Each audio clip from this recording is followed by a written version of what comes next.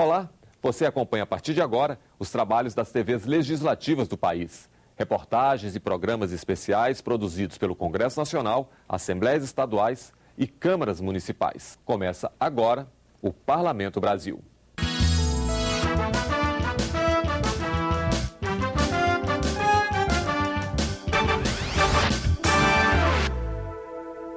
Eleições 2010, o voto dos analfabetos, em reportagem da TV Assembleia do Ceará. De Pernambuco, um pouco da história do prato da boa lembrança, um souvenir que está saindo dos restaurantes e virando peça de decoração. Direto do Congresso, reportagem da TV Câmara mostra como o agroextrativismo pode mudar a paisagem do Cerrado. E mais eleições por aí. Reportagem da TV Senado mostra que índio vota sim, senhor. E na janela cultural, um castelo ao estilo francês em plena Curitiba. E a história de Minas Gerais nos painéis da artista Iara Tupinambá.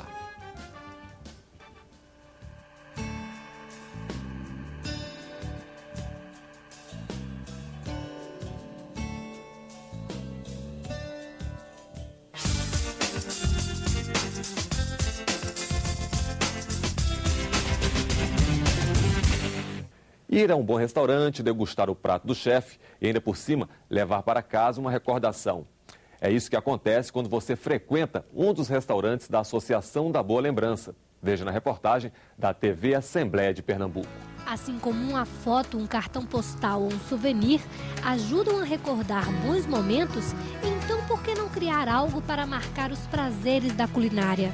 A ideia fez surgir há 15 anos no Brasil a Associação dos Restaurantes da Boa Lembrança. Nesses estabelecimentos, as pessoas que degustam a receita do chefe ganham um prato artístico de cerâmica. A associação ela foi criada por Dânio Braga, né? Ele é italiano, radicado no Brasil já há mais de 20 anos.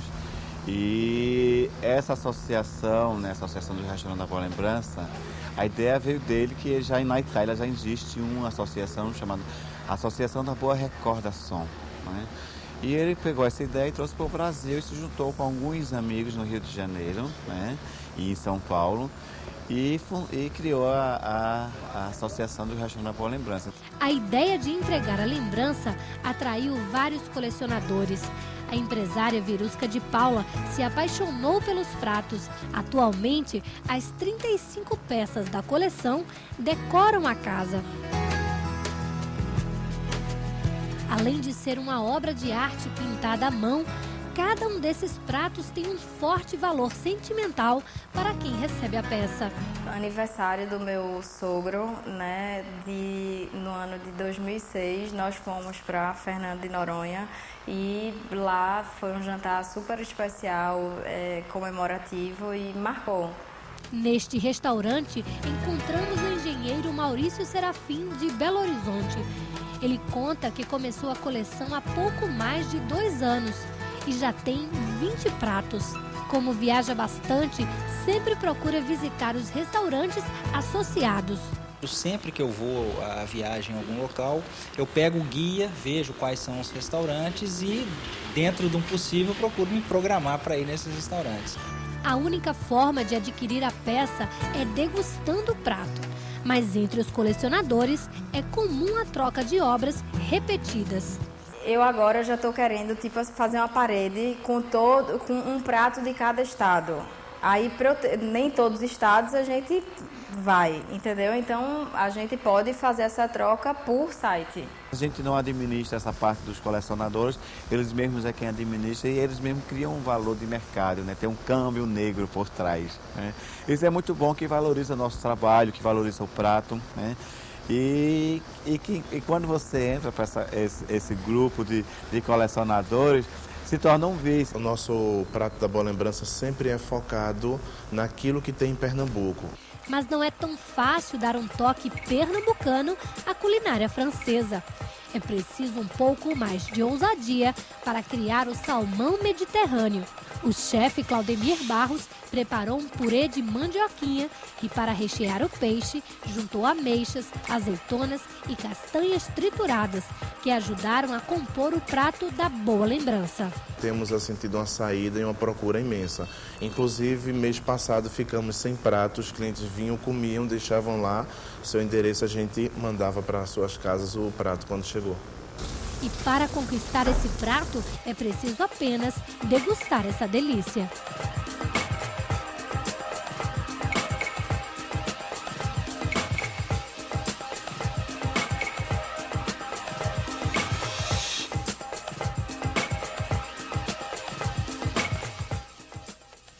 Eles podem votar, mas não podem ser eleitos.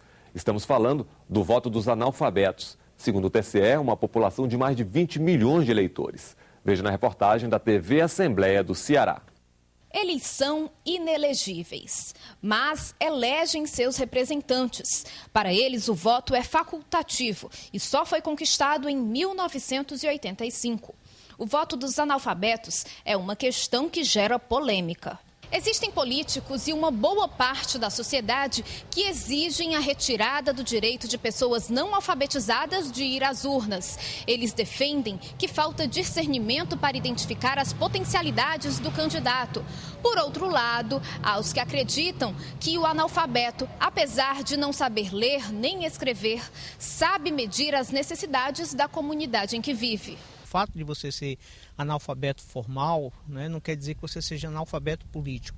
Né? Você vai encontrar, muitas vezes, pessoas que, do ponto de vista formal, mal sabem assinar o nome, né, pouco sabem ler, mas, no entanto, tem uma compreensão do político, acompanha a política, tem uma posição política diante do mundo, diante das coisas, muito mais do que pessoas que são letradas, o que faz com que as pessoas troquem o voto por algo, né, que às vezes é insignificante, é a sua situação social. Segundo o Tribunal Superior Eleitoral, neste ano, 27 milhões de brasileiros que se declararam analfabetos ou que afirmaram não saber ler e escrever estão aptos a votar. O número que reflete a situação da educação no país é ainda pior na região Nordeste, onde o índice chega a 35%. No Ceará, o número de eleitores que apenas sabem ler e escrever, mas não frequentaram a escola, é bem expressivo.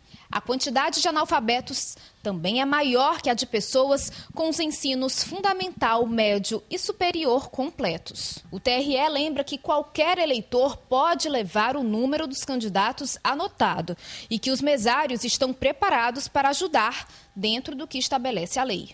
Se ele tem alguma dificuldade na hora, o mesário se aproxima, não pode se aproximar muito por conta do sigilo do voto, mas ele orienta ao mesário, ao eleitor, até se tiver com dificuldade, se retirar da cabina e aí ele vai suspender aquele voto, se não tiver consignado nenhum voto, e procurar ajuda fora da sessão para que depois, quando ele já tiver mais tranquilo e sabendo votar, aí ele vai assim consignar o seu voto.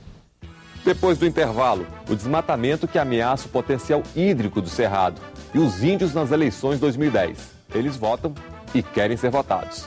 A gente volta já já.